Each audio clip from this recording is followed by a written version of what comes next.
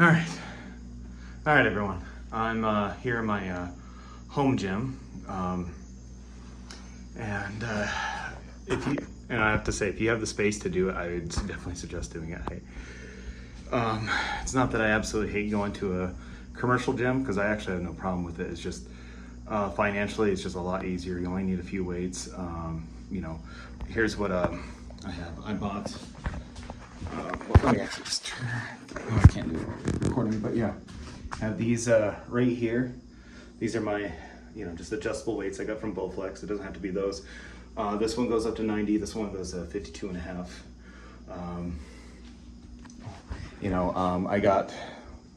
I got the 52 for about 150 bucks at Walmart.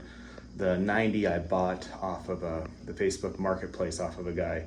I don't know how much he paid for it, but I only paid him about 150 bucks for it. So yeah, that's what it is. This bench here actually folds up and is a space-saving bench because we initially had it in our living room, and we bought it for 90 bucks off Amazon. And so, just a simple, just simple things like that is really all you need. And then of course the matting, which I actually found out from some guys that do home gyms, say don't buy this matting. It's like that. I think for 6 pieces it was like 20 bucks at Walmart. It gets worn out pretty quickly. It contains smells, things like that. If you want actual gym matting, you can. But if you want the cheaper alternative, apparently horse stall mats is the best because they're meant to hold the weight of 1,000-pound horses. I know, right? But the whole reason why I was recording this, not to really show off my gym, but and this is for those who might be suffering from Hashimoto's or hypothyroidism. And so I'm finally at a point where I got my medication where I needed to be. So I'm actually feeling like how I was just 5 years ago-ish. So since it was caught early for me, I was able to course correct it very early. And what I've been told is that Hashimoto's might only be responsible for maybe 20 to 30 extra pounds that you might have if you're overweight. But I think this is the part that may not be told, which I don't think that's like the whole story behind it. Because now I'm at a point where I'm actually losing weight, and I'm actually way less than I did 5 years ago now. This morning, when I jumped on the scale, I was at 229. Just so you know, like when I was at like the worst with my Hashimoto's, I think got up to 265. So just so you have an understanding, I was sitting at around 255 to 260 for quite a while, and my peak was actually in my mid 20s at 270. So, and I had no muscle back then, so you could just say I was just a fat ass back then.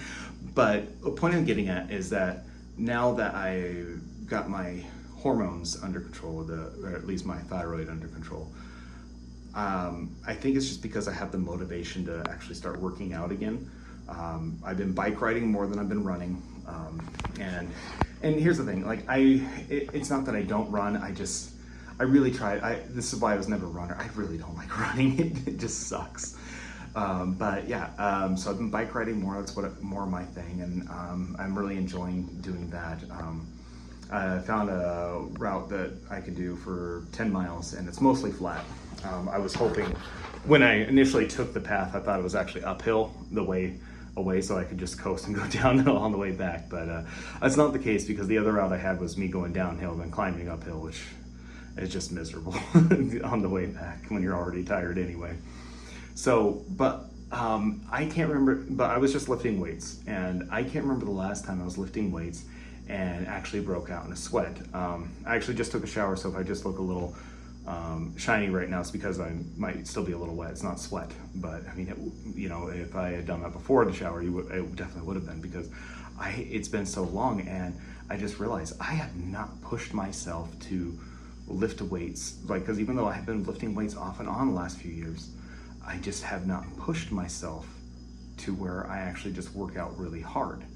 So I think that's kind of what it is. Maybe that's what equates for the extra 20 to 30 pounds, is because you're just not motivated to do anything. So then you become more active. I'm outside more.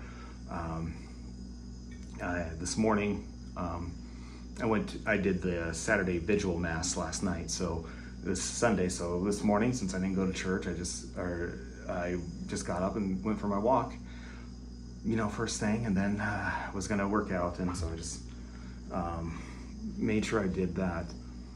And yeah, I think that's just it. It's just I'm realizing just how detrimental having this is. And so that would be my advice to anybody, is if you're feeling sluggish, at least see the doctor, get your lipid panel checked. I don't know how often your insurance will cover that. I can't tell you. I'm just saying, hey, maybe something's going on. It could also just be what you're eating too. And not to say that there isn't anything I could have been changing in my diet that could have gotten me here to help my thyroid, but I don't know enough. And unfortunately, it's just, I don't want to be taking this medication, but I also don't want to feel like I can't do anything. So it's a catch-22, especially as I found out recently that levothyroxine, I was told, now I'm not a doctor and not a scientist, don't take my word for it, but I was hearing from a doctor who said that there is a link between levothyroxine and cancer. If I don't have this, and even if I do change my diet for the better to where it's not going to affect me as much, I don't know if I'm ever going to reverse any of the damage to my thyroid, and I could potentially die without this medication anyway. So it's kind of a catch-22. I'd rather not take it, but at the same time, I'm not afraid of dying, but I don't think it's my time yet, is all I'm getting at. I think I still need to be doing a couple more things for my family before it's my time to go.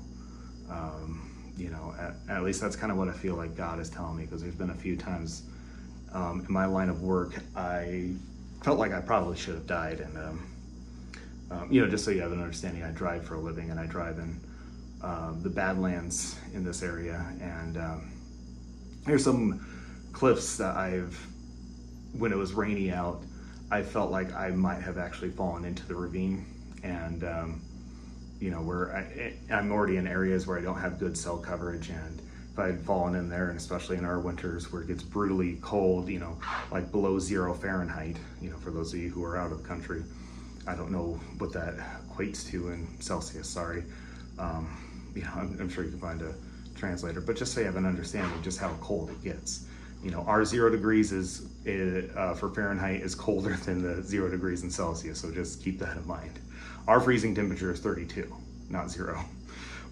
Point I'm getting at is, I do feel like God may have prevented that from happening, but I don't know for sure.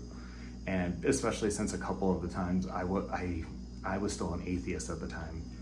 I didn't believe in God, so if God was saving me, he was giving me more graces than I definitely deserved back then. Not that I deserve any now, even when I'm being faithful, but definitely didn't deserve them then. And so, I've given a lot of thought to some of these things, and so perhaps that's why why this was caught early for me, was just so I can, if I didn't catch it early, it would have been too late. I don't know.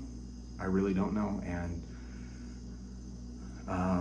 but yeah, I do think it's important that people do check themselves out, and find out, if there's something wrong. I used to be Mr. Anti-Doctor and said, hey, you can cure anything with food. And it might still be true, but short term, the doctor is probably going to be your best choice, especially the older you get. If you're 15, yeah, probably. You can probably prevent almost any ailment that you're going to get later on in life. But once you get to my age, I turned 40 this year. I don't remember if I've said that in any of my videos I've been uploading this year, or if you haven't even watched those. But yeah, I turned 40 this year, so it's age apparently started to matter this year. Which I never really cared before, but for some reason 40 made me feel like realized that I got something going on. And yeah, this white in my beard started like 4 years ago, if I remember right. So this is not recent. So that threw me off. I was like, oh wow, that's how you know I'm actually getting older, is when you actually can notice the grays. Because yeah, on top of my head, you don't really see it all that much, you know. So all right, well, I think that's about all I got today. I just figured, hey, do a quick little video about this. Again, so, you know, it was just something I was just kind of thinking about when I was taking that shower. So anyway, God bless.